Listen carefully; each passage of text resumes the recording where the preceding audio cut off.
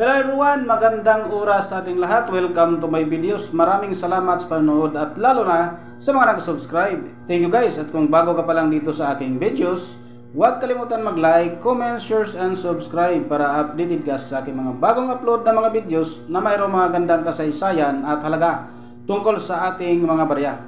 Guys, ito yung ating coins ngayon guys, ang 1944 na 5 centavos US-Philippine coins. So ginawa ito guys noong panahon pa ng gera World War II. So tapusin natin ang video guys para malaman natin ang tungkol nito sa baryang ito guys, dahil mayroon itong halagang umabot sa 300,000 pesos. These coins, Philippines 5 centavos from 1944, had a mintage of approximately 21,198,000 pieces. So napakarami guys ang ginawa. It was produced during World War II when the Philippines was under American control and made of copper nickel. Coins from this era often have significant wear due to the usage in circulation, leading to a lower survival rate in high grades. Thus, while the mintage was high, the number of specimens in excellent condition is considerably less. Market demands and value analysis. The 1944 Philippine 5 centavo is sought after by collectors interested in wartime numismatics or numismatics and the history of the Pacific Theater in World War II. Its value largely depends on its condition. Coins in uncirculated stage hold the highest premium, given its historical context and moderate scarcity in high grades. The coin holds value for both history enthusiasts and numismatists. Its demand grows amid collectors' focus on war time and occupation era coinage. At ito guys ang ating obverse. The coin features a depiction of a craftsman diligently working with a hammer and anvil, symbolizing the industrious nature of the Filipino people. In the background, an iconic volcano known its majestic and powerful presence in the Philippines. Landscapes, lawns, representing both the beauty and the challenges of the nation's natural environment, at mayroong nakalitiring na United States of America. The reverse emblazon on the coin is the national emblem of the Philippines, which encapsulates the country's sovereignty and pride. The emblem is a heraldic symbol that reflects the rich history and unity of the archipelago, resonating with Filipinas as a badge of their identity and values. At mayroong lettering guys na Pilipinas 5 centavos. So medyo nalito ako ng konti dito guys dahil sa ating na nakasulat na national emblem or itong ating badge ay ang nakasulat United States of America. So medyo nalito ako ng konti dito sa ating explanation sa ating mga nakuhang mga information dito sa ating Google guys. So yun guys, intindihin na lang natin yun guys kasi hindi naman natin mabago yun. So patuloy tayo guys dito sa ating barya guys. Ginawa ito guys noong 1944 at hanggang 1945. So 2 taon lang ito ginawa guys.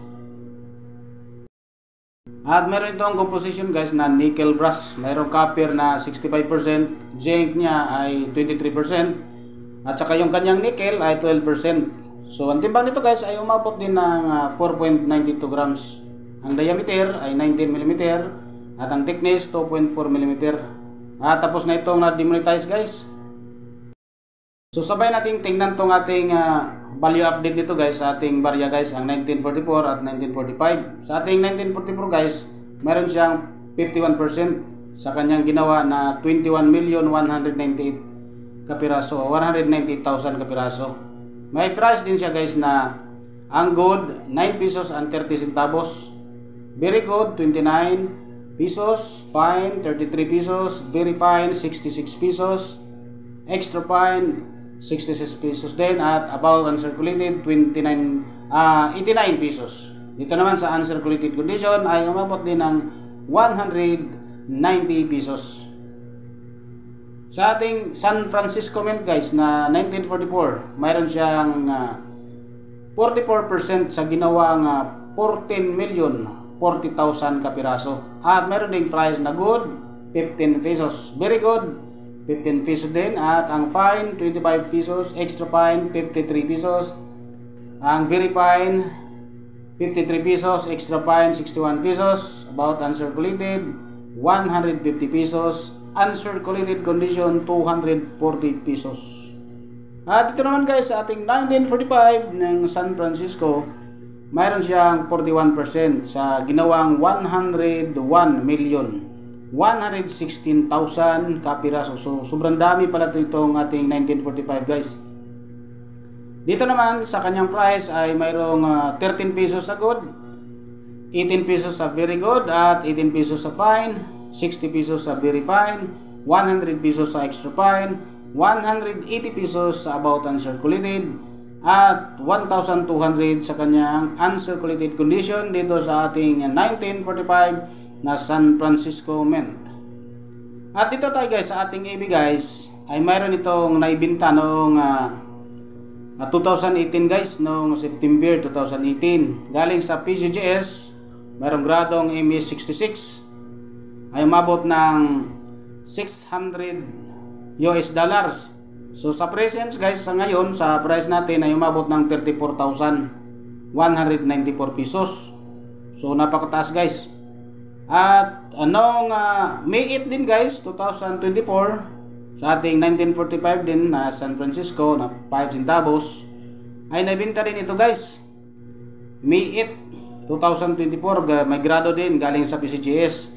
At ME67 uncirculated condition, umabot din siya guys sa atin sa pira ng Pilipinas ay umabot ng 341,838 pesos 0.1 centavo. So ganoon kataas guys ang ating record nito sa ating barya guys, dahil mayroon siyang grado na ME67 uncirculated condition. Naibinta guys doon sa ating Heritage Auction, World Coins Platinum, Session and Signature. So maraming salamat guys sa panonood at God bless sa ating lahat.